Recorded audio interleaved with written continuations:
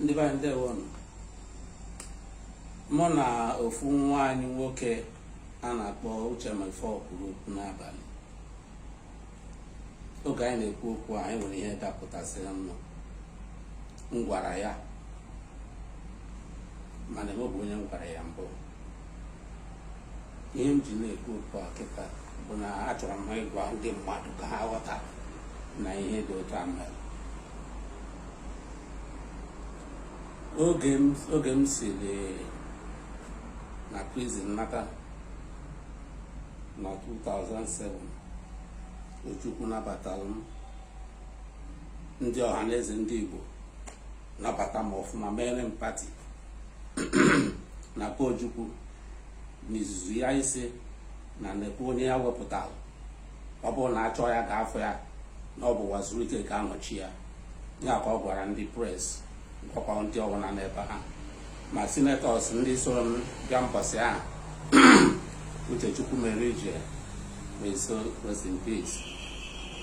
na Ben Obi na ndị otu ya so mbata mgbe okwu ya n'ihu ha. Mana Ojukwu akwụsịrị ebe ahụ, dọkọkwa ndị ọzọ ihe dị otu ahụ. Ofu lọya ya kasị elu mgbe a na-akpa Simota, onye dịta, ọ kpọrọ ya na be ya n'Enugu si ya n'ode ya n'akwụkwọ na achọ ya ga-afọ ya n'ọkụ Wazirike ga-anọchi ya. San Simota San, mana oge Ojukwu nwụrụ na-eso resi perfect peace. Eze kpọrọ m,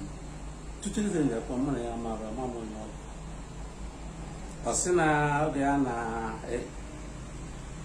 ekpere maka ịgụ arọ ya buru ọnụ iri ụbọchị ịtọ ụmụ mmụọ agwa ya na ọmụa ka a ga-enye ọfụ Igbo.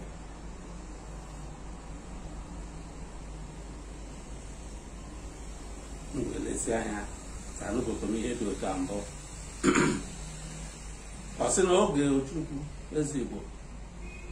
na-anụ agha na 1967 to 1970, nwanne ya nwoke a na-akpọ Tabansuke bụ eze nri mgbe ahụ nyere Ojukwu ọfọ o ji wee chịa Biafra oge ahụ. N'ọkwa ya nwe ọfọ ka ya ga-enye m. Mgbe o rụziri inye m ya bụ ọfọ, nsogbu esi n'elu si na nata.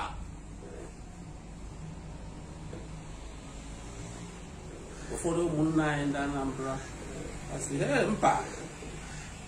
na obere nwa anụnwa ọ bụ onye a ga-ewere Igbo resistance agenda bụ Biafra nye n'aka, werekwa ọfọ Igbo nye n'aka, si na ọ bụ itere ndị Igbo, na ọ bụ ndị Anambra bụ isi na Igbo, na ọ bụ Anambra bụ isi na Igbo. Ma ọ bụrụ na ewere ọfọ Igbo ya nyekwa isi resistance agenda ndị Igbo Biafra, kekwa nke ha ji na-echikwa abịa azọwa ya azọwa ihe ndị Imo. Ihe a na-ekwu abụrụ ka obere okwu ebido n'ụgbọ ọgụ ya dewe disclaimer na papers. Emegidere ya ruo to the extent that Anambra state government has suspended eze nri na-achọ ibitu onye ya. Ngwa ka ọnụ na-ekwu ekwu na ala Igbo ji pụta ugbo okwu nwụrụ anaghị ekwu si na ihe a na-achọ ime ugbu a na ọ ga-ebutekwa ọgbaghara n'ala Igbo, na ọ bụrụ na nwa amadi a savụrụ Ojukwu ọfụma, Ojukwu asị na ọnya ka ga-enye ya,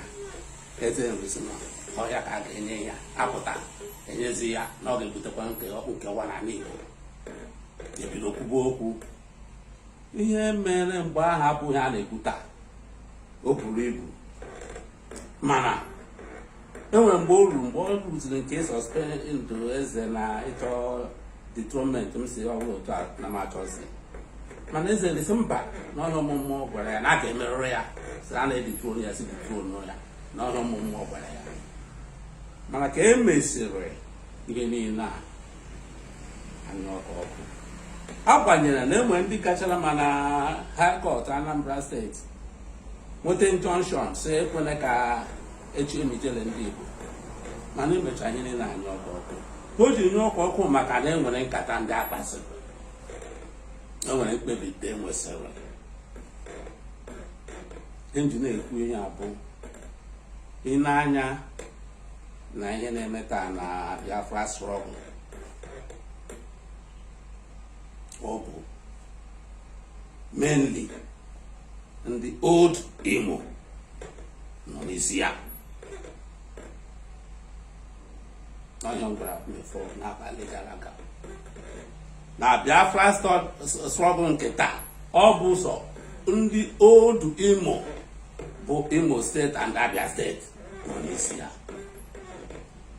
ndị Anambra nọ mana ha nọsi n'isi ya. so onye Anambra pụtara ugbu a na-afụ anya nọ n'isi ya na IPOB bụ Uchemefọ, mana asị na-asị bute ya gbuo ya, chụọ ya gbuo ya, bute ya gbuo ya, ha ga-eme ya nka, ha ga-eme ya nka. ọ bụkwa ka esi eme ya maka na enwere mkpebi enwe bụ na m si na mmesịa mgbe ọwụna eji chọọ ma ka afụ m ọwa Anambra ka a ga-ewerekwa ọfụ a nye odu Anambra ọfụ Igbo a nji taa eze nri nyere m Anambra ga-eji ya. Leadership of this struggle m ji Anambra ga-eji ya. mgbe na-adịghị anya m ga-akpọpụta ofu Anambra odu Anambra chara acha m ga-enyekwe ọchịchị a Ojukwu nyere m n'aka, m ga-enyefe ya n'aka maka na Ojukwu bụ onye Anambra onye belesi anya ọ chọdụ ịma agbara nnụnụ nne ya ji felie nka ọ sị na achọ ya ga-afọ ya n'ọmụ eze nri mana mkpụrụ onye Anambra ọ sị na ụmụnne ọbụla na-aganye m ọfọ ndị Igbo. mgbe ọnwụ o ji pụta Anambra ka m ga-ewerekwa ọfọ a nyeghachi, werekwa the leadership of the struggle nyeghachi. enweghị onye Imo, enweghị onye Abịa ọ ga-emepe aka because mụnwa nọchitere na ha ọnọdụ ha.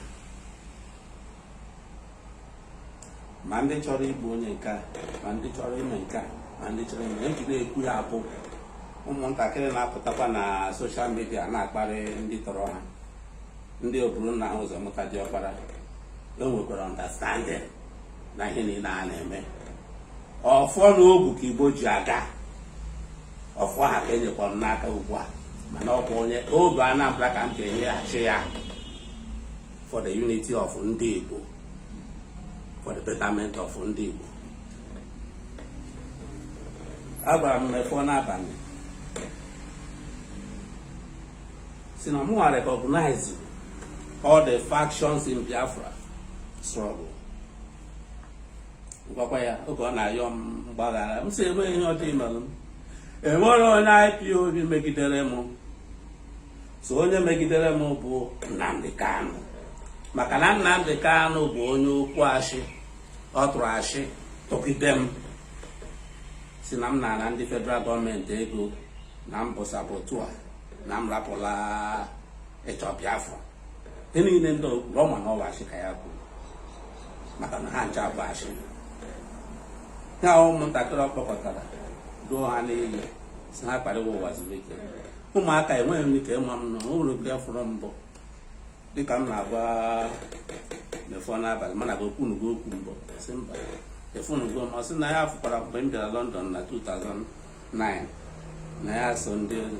Nnamdi Kanu nsị amara m onye egwu ndị mma mgba tagbuo Dr. Ejemba Nwada Amarachi na Nnamdi Kanu ọ ndị mma ya sị ya sokwa mgba m sị amara m onye egwu mana unu nche nwee ka emegidere m onye megidere m bụ Nnamdi Kanu na redio ya eweze ya were ka o were kwapụ m mana ihe m na-ekwu taa bụ onye abịakwana ọsị na ya ga-egbu nwanne ya. E nwere ndị Anambra buru ibu nọ na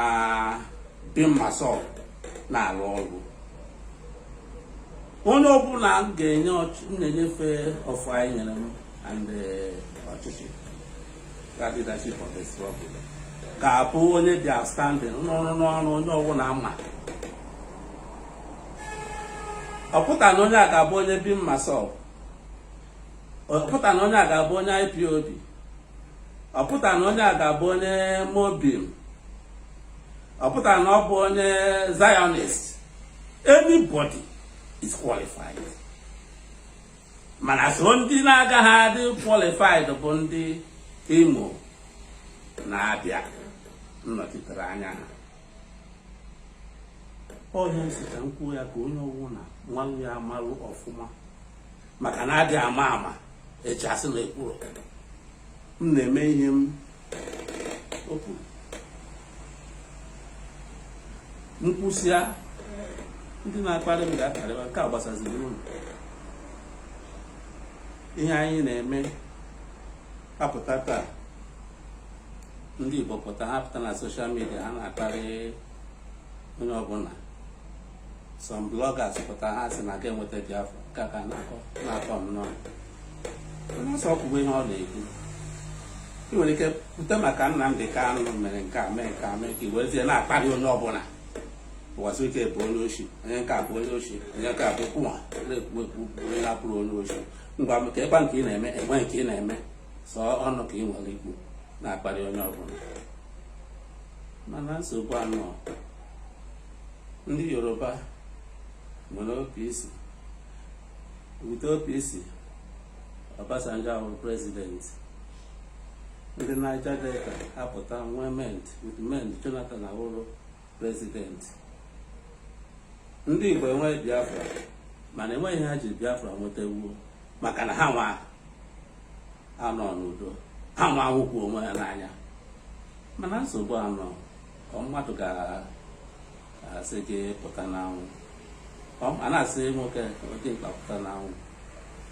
ndị a na-apụta na soshal midia na-akparị onye ọbụla unu jisi ike kparịwa kekwanụ ga-enweta Biafra ga-enweta Biafra enwetara unu nwetara nne Biafra nke a gara na aga extent a gara n'ọkwa mụnwa mana UNPO mana Tonifa mana today ịnọ n'ugbo elu ị na-efe erutowa ha na Western Coast West African Coast a na-asị ekwe Biafra a na-ahụ ya n'ugbo elu na-ahụ ya ga navigational system enwe onye ọzọ ihe awụ ihe a na-eme na emeta na Black Bear ka anyị kwugbuo ya ka anyị mee gara gara ka anyị mee nka ka anyị mee nka a na-emeta ya otu ahụ ọfụ n'ogu Chukwu na-enye ya mmadụ onye ọbụla ji ọfọ anaghị ekwu okwu achị mana onye pụtasị awụ oburu nna ya ụzọ mụta dị ọkpara a na-eme ya anya ụra ga-eju onye nwụrụ anwụ afọ onye nwụrụ anwụ enwezi ihe ọzọ ọ na-eme na-abụghị ụra ịpụtasị na iburu nna gị ụzọ mụta dị ọkpara na ọ bụ nwaziri ka a ga na-eze a na-elene gị anya ka amaba nke ị ga-esi were ya mee ụra ga-eju onye nwụrụ anwụ afọ